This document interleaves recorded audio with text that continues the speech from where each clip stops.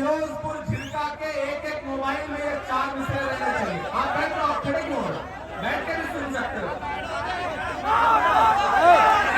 कि दायरे में सिमट के आएगा, हर रवायत से हट के आएगा। चौथी लाइन पे कसम है कि खां तो कोई खामोश नहीं रहेगा कि दायरे में सिमट के आएगा, हर रवायत से हट के आएगा। आंधियों को जरा खबर कर दो, आंधियों को जरा खबर कर दो, शेर वापस पलट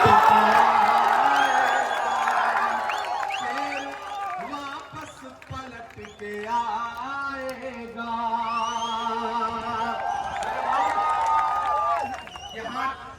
मैंने यूं ही नहीं पकड़ रखा है।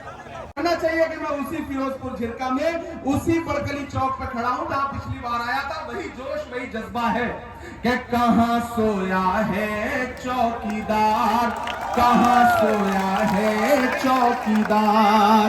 आप क्यों खड़े होने लगे? मैं तो यहाँ जो खड़े हैं उनको भी चुनाव में बैठाने के चक्कर में आया हूँ। आप क्यों खड़े हो रहे हैं? आप बैठ जाओ।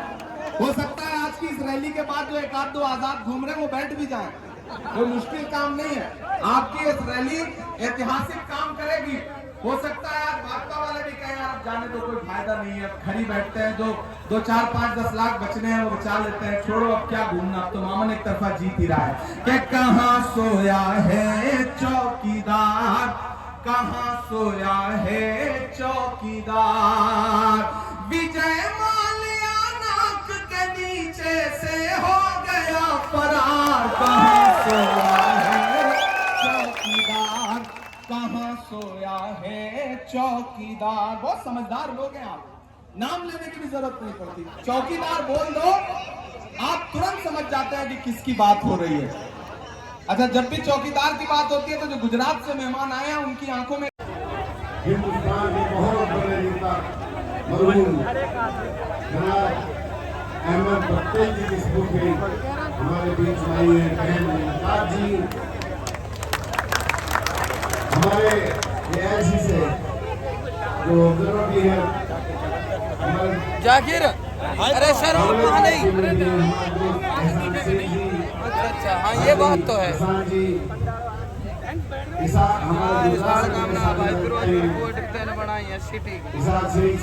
जाकिर सर ने सारा रंग हमारे बहुत पुराने साथी राहुल राव, हमारे एक और साथी जो इमरान प्रताप की टीम में बड़े काम करते हैं, शहीद कुरैशी जी, और हमारे ऑब्जर्वर भी आए थे और टीम भी हमारी गठित कराई थी। सुरा साहब, रहीम सुरा साहब और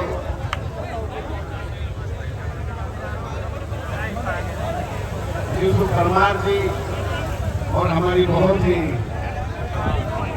मेरे दोस्त फिरोज की धर्मपत्नी और हमारी बहन जेवा जी,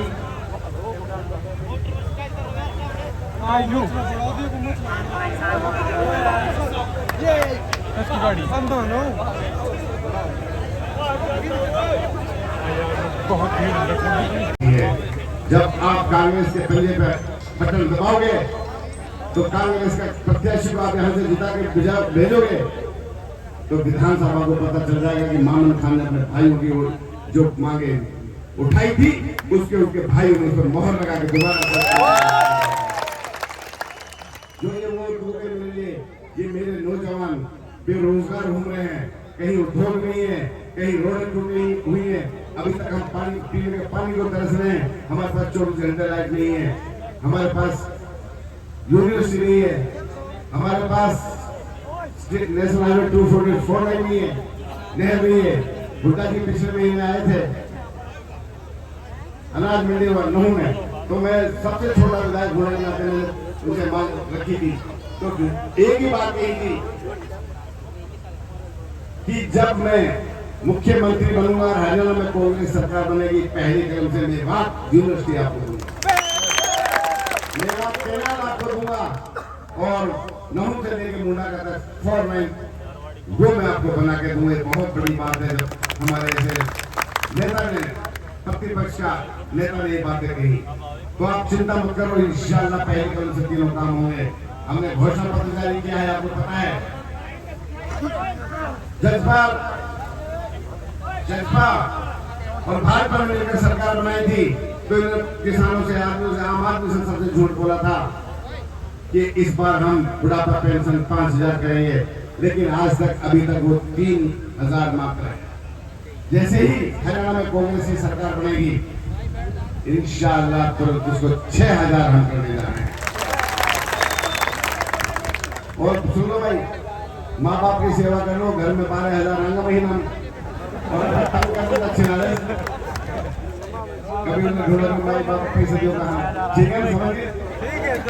और हमारे गरीब आदमी हरियाणा के जो अपने इलाज टाइम पे नहीं करा पाते, अच्छी हॉस्पिटलों में एडमिट नहीं हो पाते, इसलिए पैसे नहीं होते। इसलिए हरियाणा में 2 साल अफगानिस्तान रहा, 4 साल अमेरिका रहा, 3 साल इंग्लैंड रहा, 4 साल यूक्रेन रहा, 20 साल में विदेशों में भारतीय दूतावास में काम करके आया हूँ। मैंने ऐसा गंदा माहौल कहीं नहीं देखा जो हिंदुस्तान में जो कट्टरवाद हिंदू मुसलमान करता है। इस लड़ाई में लड़ने के लिए मैं भाई मुगल शाह के साथ हूँ, जो कि देशभक्ति के साथ हमारे लिए खड़ा हुआ है। एक पढ़ा लिखा इंसान है, जिसको AICC ने पूरे डोजियर से टिकट दिया है। काफी लोग कंपटीशन में थे, सब लोग देखने जाते हैं, उन्होंने सब कुछ देखा और भाई